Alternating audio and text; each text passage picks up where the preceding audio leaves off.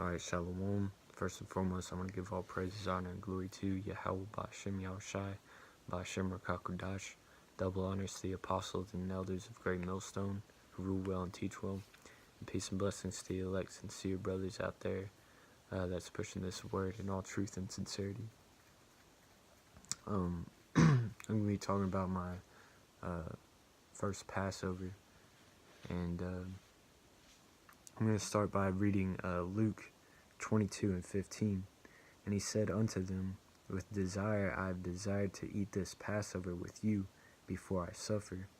For I say unto you, I will not any more eat thereof until it be fulfilled in the kingdom of the Most High.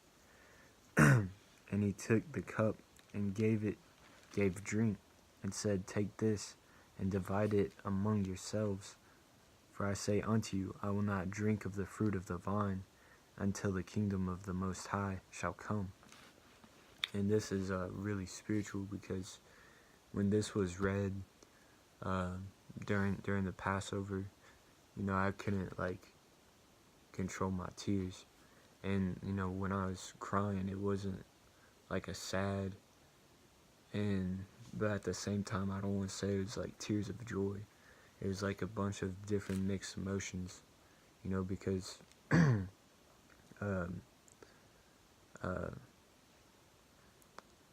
because I was meditating on how, of course, the Passover in Egypt, how judgment was passing over the houses of Israel, but you could still hear the screams and cries of the Egyptians, and also during this Passover is kind of the same vibration was going out, because in Egypt, Israel was about to run for their lives out of Egypt, and they were hearing all this commotion and stuff, and people were eating in haste, and not really knowing what exactly was going to happen next. I mean, yeah, they're told that, hey, the Most High is going to deliver us out of Egypt, but I mean, that was basically it. That's all that they were told. So they left up for a bunch of surprises, And same thing what's happening here in this scripture. Yahushua is saying, this is my last meal with y'all, and I'm not going to eat or drink until,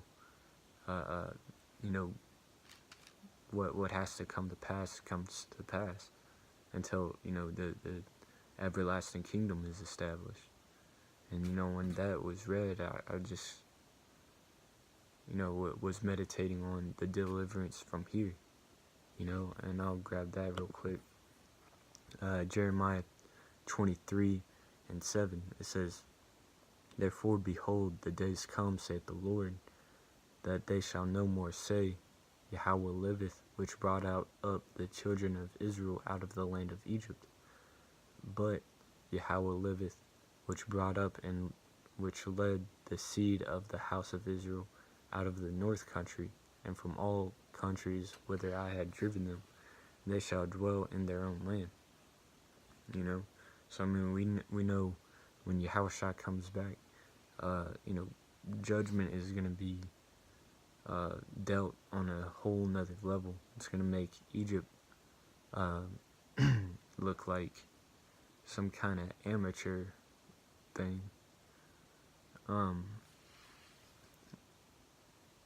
But when I was meditating on it, it was like fearful, but at the same time it was comforting. It was kind of like a balance of those two. It was like an overwhelming emotion that I felt. So it wasn't just like, oh yeah, I was like fearful and I was comforted at the same time. It was like the balance of those two, and it was like a heaviness of that. That's the best way I could put it into words. But and also I was like sorrowful, but I was also thankful.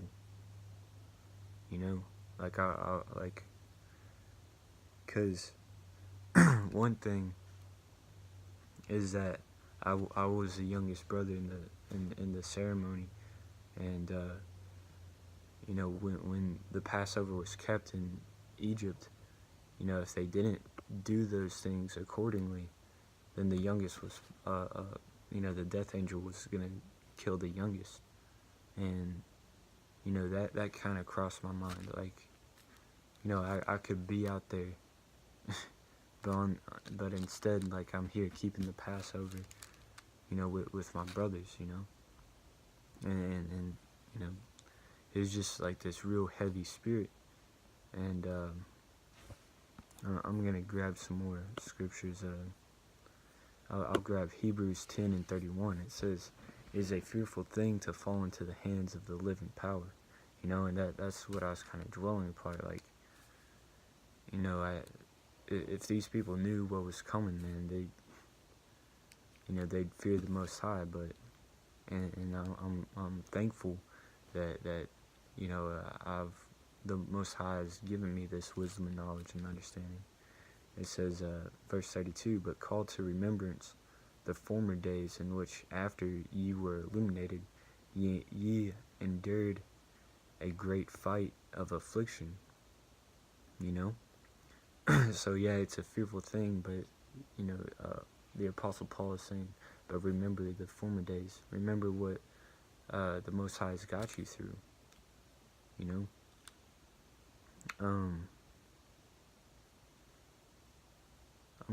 It says, "Partly whilst ye were made a gazing stock, both by reproaches and afflictions, and partly whilst ye became a companions of them that were so used.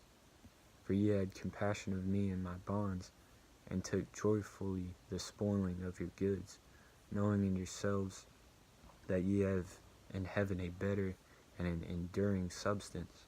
So this is what you should be meditating upon. Like, yeah, that certain fear comes on you, like as if you're gonna be cast away. Satan tries to bug out by making you think those certain things, but you also have to meditate on what all the Most High has brought you through. Remember all those times that you were made fun of, and you counted it joyous to take that, right? Because you knew when somebody stole from you, or when somebody persecuted for righteousness' sakes, it says, knowing in yourselves that ye have in heaven a better and enduring substance. So you know that this world ain't shit. You know that the reward in heaven is going to be way better. It says, "Cast not away therefore your confidence, which hath great recompense of reward." So don't cast away that confidence that you have in Yahweh Bashim Al Shai, because he's going to save the remnant with a stretched forth arm. Alright? It says, "For ye have need of patience, that after ye have done the will of the Most High, ye might receive the promise." So we need that patience. Alright? It says, "For yet a little while, and he that shall come will come and will not tarry." That he is talking about Yahweh Shai. And he's not going to tarry. He's not going to wait. When he's given that order, man, he's here, man. He's waiting. Like I read in Luke, he said he won't eat or drink wine until the kingdom of heaven is established. So he's not waiting, man. He wants to reunite with his brothers, and he wants to throw down with his brothers and party with that great wine. With the best of breads or whatever, man. The best cake and wine. Alright? Verse 38. "Now the just shall live by faith, but if not any man draw back, my soul shall have no pleasure in him. But we are not of them who draw back unto perdition, but of them that believe to the saving of the soul." We don't have that weak nature of drawback to perdition. You know, like those wicked Israelites after they got led out of Egypt, how they said, you know, Egypt was better because we could eat fish. We don't have that, man. We keep our eyes on the goal. That goal is salvation. Alright, and we take comfort in Yahweh Bashim Yahshua. We take comfort in doing the will of the Father, alright?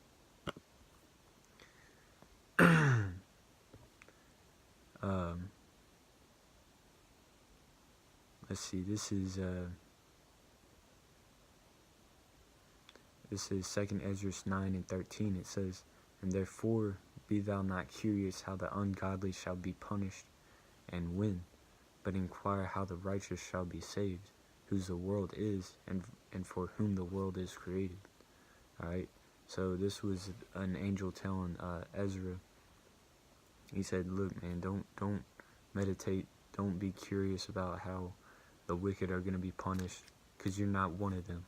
Alright, you got to have that confidence that you're going to be one of those few that see the end. Alright, that they get to get beamed up on the chariots, that get that new body, that gets crowned by Yahweh Shai. Alright, that's it says, but inquire. Let's see, that word inquire. Ask for information from someone. So you should be asking, you should be curious about how the righteous shall be saved. Alright, what does it take to be saved? Prayer, fast, edify the sheep, help a brother. You know, keeping it simple, man. Rehearse the righteous acts. When you fall, ask for forgiveness. When you see a brother fall, you know, forgive him. You know,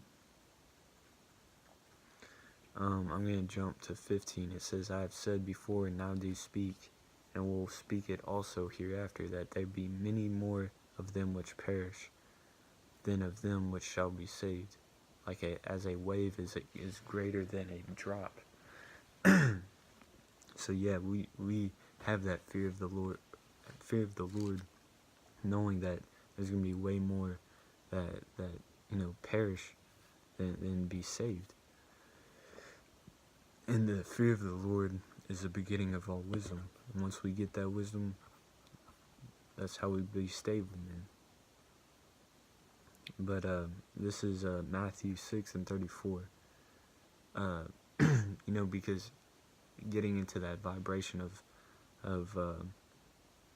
the Passover, first Passover, you know, they're eating quickly, and they didn't really know what was ahead of them. They didn't really know the journey ahead of them. They're going out in the middle of the night too, right when this death angel is killing the firstborn of every family that didn't have that lamb on their front door, right?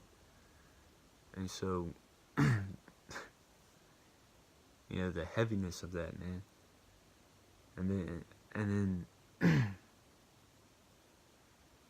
and you gotta imagine it, because you know we're gonna be going through the same kind of things during Jacob's trouble. Like, yeah, we don't know exactly how the Most High is gonna deliver us out of certain situations, whether it be we're about to get a needle full of lethal injections from Esau in a prison, or an electrocuted chair, or a guillotine, or a noose, or whatever. If an angel is going to come down, if a chariot is going to blast everybody away, if the chariot is going to beam us up out of there, if we're just going to get new bodies instantly, if somehow the lethal injection backfires and he just bugs out and like stabs his own arm or something, you know, we don't know exactly. But this is Matthew 6:34. It says, "Take therefore no thought for the morrow shall take thought for the thing of itself." Alright? "Sufficient unto the day is the evil thereof." So I mean, you're really going off if you're thinking of how, like, what's tomorrow gonna hold? What's just worry about that tomorrow, man. Worry about that certain situation then. You should be dwelling upon how the Most High is going to deliver you. Not whatever evil is ahead, but whatever good is ahead. Alright? Because, yeah, there is evil ahead. That's part of it. You know, another thing, too. Those bitter herbs. Those are symbolic for you know, our struggles. Matter of fact, you get in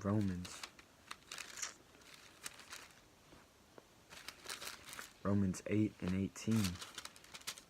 It's a classic. It's a good one. Romans 8 and 18. For I reckon that the suffering of this present time are not worthy to be compared with the glory which shall be revealed in us. You know, those bitter herbs, whether if you had one or you had 7, if you had 7, you know, more power to you, kudos to you. You know, those burn in your mouth, you know, and it sucks for a while, but it's only temporary. That's the same thing, that those bitter herbs describe, like, are symbolic for the bitterness of the bondage in Egypt. When we eat them today, we know it's the bitterness of here in America, man, or whatever captivity you may be in, because there's brothers scattered abroad. All right, and it's temporary, man. And once it's over, it's over. You know, after you weren't like, you don't have that taste in your mouth anymore the next day. Same thing with this bondage. You know, this captivity is going to be forgotten about. You know, the scriptures say that Esau is going to be like a distant dream. So we're going to be way past this, alright? You know, and that's what you got to meditate on, man. That's what keeps you sane. That's the wisdom and knowledge being the stability of thy times. It's because you know, you have that confidence that you're going to be delivered out of it, alright? So with that, I hope this video was edifying, and shalom.